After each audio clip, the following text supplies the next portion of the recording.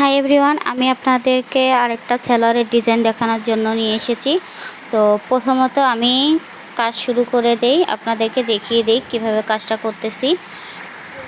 এখন আমি এখানে 1 ইঞ্চি করে মার্কিং করে নিব, মাঝখানে 3 ইঞ্চি ফাঁকা রেখে আবার 3টা 1 ইঞ্চি করে দাগ দিয়ে নিব। আমি এখানে 3টা সেলাই দেব, সেজন্য 3টা করে কাট করে নিচ্ছি যাতে সেলাইগুলো সমান হয়। সেজন্য আমি একটু একটু করে কাট করে নিচ্ছি। নিচে 3টা সেলাই থাকবে, উপরেও 3টা সেলাই থাকবে। কাট করে নিলে সেলাইটা খুবই পারফেক্ট হয়, কোনোখানে কম বেশ হয় না।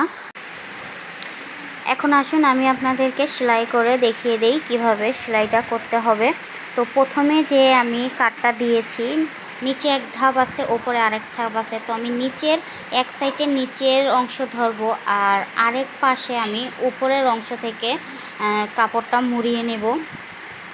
এরপর একেবারে কোনা বরাবর কাপড়ে আমি সেলাই দিয়ে দিব। বেশি কাপড় রাখবেন না, তাহলে সেলাইটা দেখতে ভালো হবে না। দেখুন আমি কতটুকু কাপড় রেখেছি। একবারে কাপড়ের শেষ মাথায় সেলাইটা আমি দিয়ে নিয়েছি। দেখুন এটা কোনাকুনি হয়েছে। তো আবার আমি আরেকটা ভাঁজ দিয়ে যে আমি টাক দিয়েছি সেই টাকের বরাবর আমি ধরে কাপড়টা ভাঁজ দিয়ে এখন সেলাই করে নেব। এভাবে আমি 3টা সেলাই দিয়ে নিব। তো আপনারা এখানে 4টা সেলাই আপনাদের ইচ্ছে মতো সেলাই দিতে পারেন। আমি এখানে 3টে সেলাই দিয়ে নিব। এভাবে আমার 3টে সেলাই কমপ্লিট হওয়ার পর আমি আপনাদেরকে দেখিয়ে দিচ্ছি কেমন হয়েছে। দেখুন ওপর থেকে নিচে সেলাইটা এসেছে। এবার একইভাবে আমি এপাশের সেলাইগুলো দিয়ে নিব।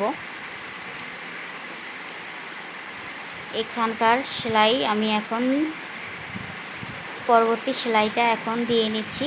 তো সেলাইটা দেওয়ার সময় খেয়াল রাখবেন, খুবই আলতো হাতে কাজটা করবেন। কোন কাপড় আপনারা টানাটানি করবেন না, বেশি কাপড় জোরে টান দিয়ে ধরলে সেলাইটা সুন্দর হবে না, বেকাতারা হবে। তো আপনারা সব সময় খেয়াল রাখবেন, এই কাপড়টা সেলানোর সময় আপনারা আলতো হাতে কাপড়টা ধরে ধরে তারপর কাজটা করবেন।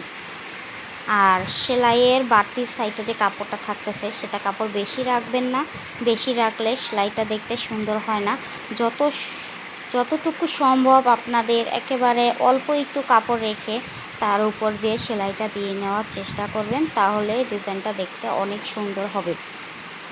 তো এভাবে ডিজাইন আরও অনেক রকমের ডিজাইন করা যায়। তো অন্য ডিজাইন দেখতে হলে আমার চ্যানেলটা সাবস্ক্রাইব করে দেবেন, আমার ফেসবুক পেজে হলে ফলো করে আমার পাশে থাকবেন।